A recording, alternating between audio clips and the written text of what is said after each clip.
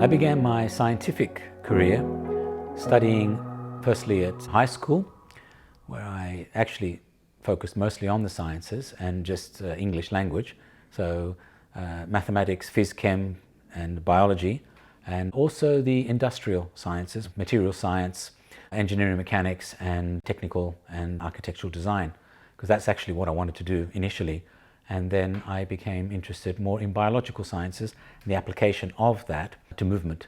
So my first degree was at Sydney University. It was a science degree there, focusing on biomechanical analysis of human movement. And the second one was pedagogics and studying how to teach science. So this is my educational background from Sydney University and the Institute of Higher Education.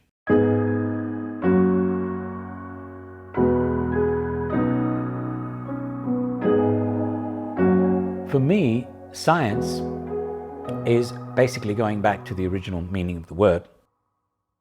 It used to be called natural philosophy, and it's the process of understanding how to take something apart, from the Latin skio, from the ancient Greek schizon, to cut through the center, basically analyzing, breaking things up into component parts in order to understand what's there.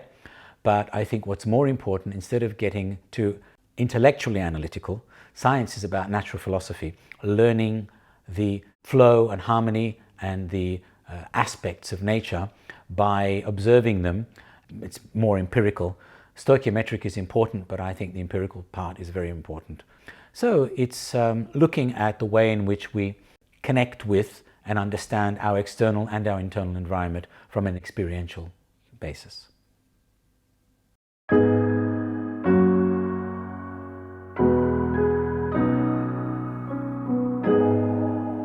When we talk about scientists of the past, there are two main periods. We've got the ancient scientists, including mathematicians such as Pythagoras and Euclid, and those who studied the astronomy and astrology, and the philosophers that also had a scientific background, such as Socrates, Plato and Aristotle, who formed the foundation of Western civilization and its mindset.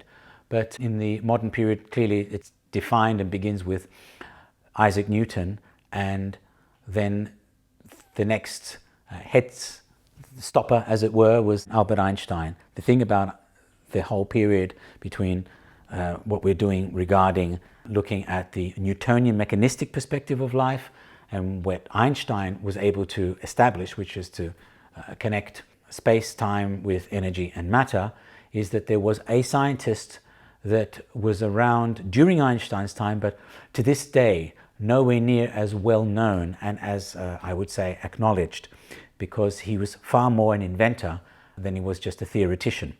And the unit of magnetism is named after him. His name is Nikola Tesla. And because he is so practical, and I'm very much a practical type of person, he gave us AC current, radio waves, incandescent lights, and a hell of a lot of other things that we're using today, without whom, and also remote controls. Einstein didn't develop any of that.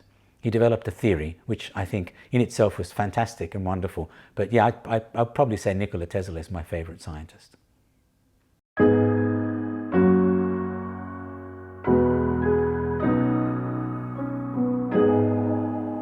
I think the most promising areas in science now is the area of artificial intelligence and its research, and the application of the knowledge we've received through cognitive science in terms of the way we think and the way our mind interfaces with our external environment and the way we communicate. Firstly with ourselves and with other people, because IT has moved forward so rapidly, and it's done so in a way that it's exceeded the capacity for us to actually keep up with it.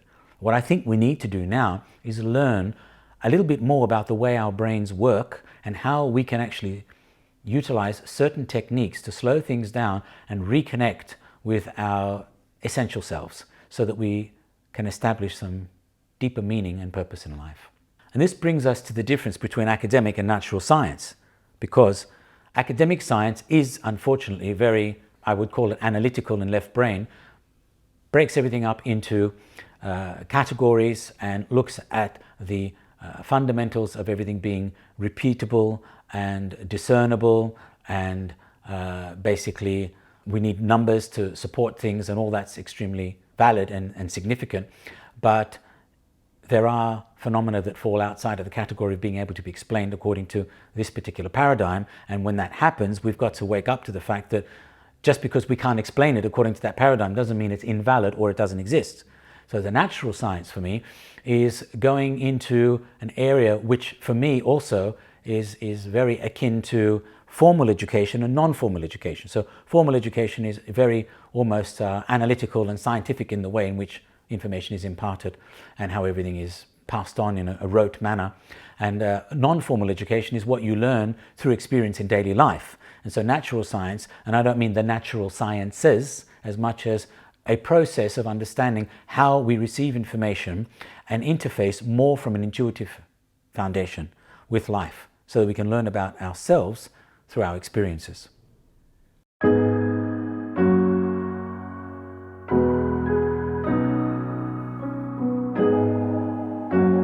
I feel that all of us have an inquiring element to us. I call it the inquiring mind. And that's very clear, even as very young children. We're asking how, when, where, why, where did this come from, what's it all about? So I see that as the inner scientist, the inner inquirer, wanting to find out answers to questions. So that is the natural scientist and basically the informal scientist as opposed to the formal scientist.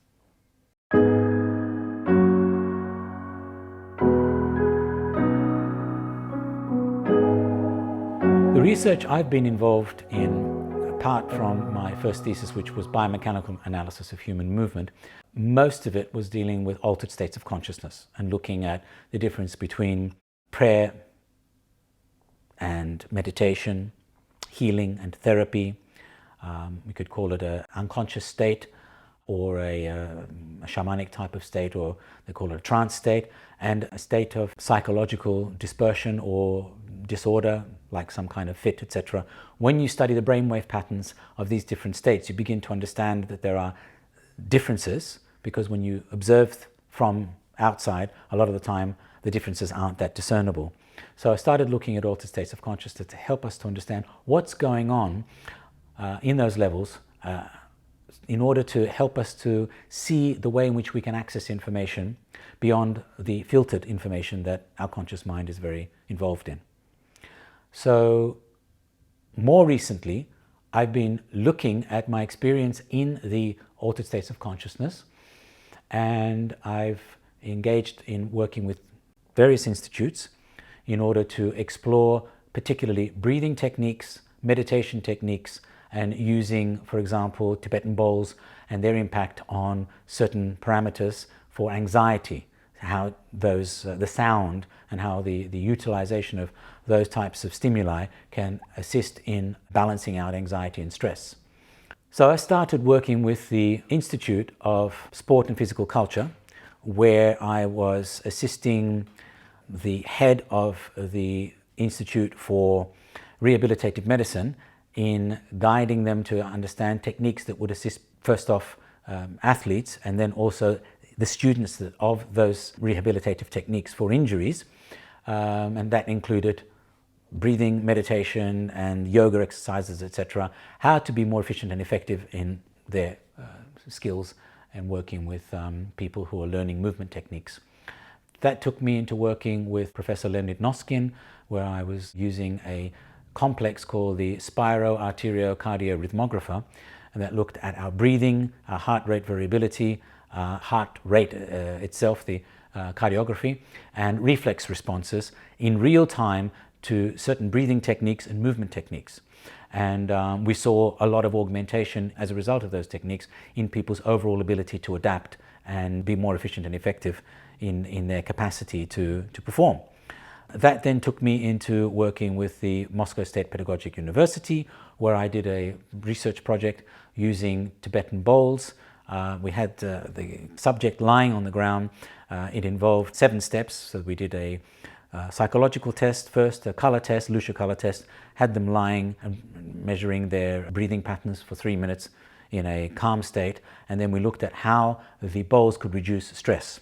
And I was striking the bowls around the body in particular sequence, and then we had them lie for 3 minutes again. After that, the color test and the psychological tests were repeated, and then we saw that in every single case the blood pressure basically decreased, and we found people become more calm and relaxed. So I think that was quite a successful test, because no one has conducted such a test using Tibetan bowls prior to that.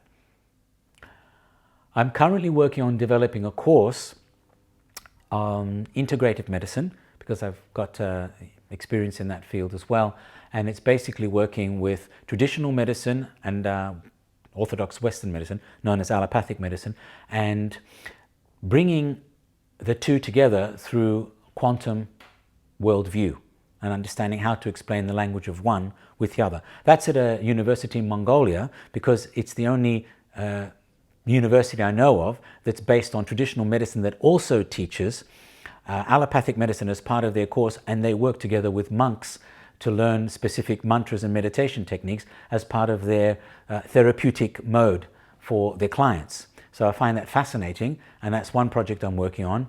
And in conjunction, I'm looking at developing a cognitive research unit at the Mongolian National University for Medical Sciences. So that's in the pipeline, and I find quite exciting. So it's a positive thing.